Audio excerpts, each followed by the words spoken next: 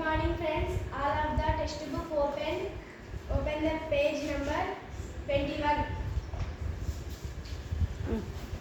So he crept downstairs and opened the front door quite softly and went out into the garden.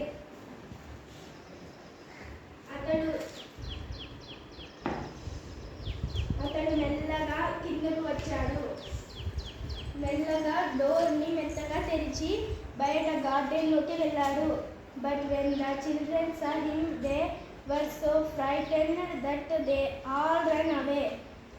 జియాంట్ని చూసి పిల్లలందరూ garden నుంచి పరిగెత్తారు. And the garden become winter again. మళ్ళీ winter season వచ్చింది. Only the little boy did not run. ఒక బాలుడు మాత్రం అక్కడి నుంచి పరిగెత్తలేదు. చిన్న బాలుడు మాత్రం అక్కడి నుంచి పరిగెత్తలేదు. For his eyes were so full of tears that he did not see the giant coming. ఆ పిల్లవాడి కళ్ళ నిండా నీళ్లు ఉన్నందుకు, కళ్ళ నిండా ఏడుస్తున్నందుకు జియాంట్ వస్తున్నట్లు గమనించలేదు. And the giant stood up behind him and took him gently in his hands. అతను మెల్లగా తన చేతిలోకి పిల్లవాడిని ఎత్తుకున్నాడు. and put him up into the tree. అతడు చెట్టు మీదకు వదిలాడు. and the tree broke at once into blossom. ఒక్కసారిగా చెట్టు వికసించింది. and the birds come and sang on it.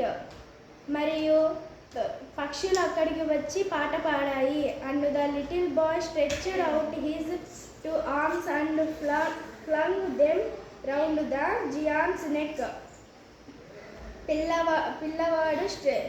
పిల్లవాడు జియాంట్ మీదకి ఎక్కి తల పట్టుకొని ముద్దు పెట్టాడు.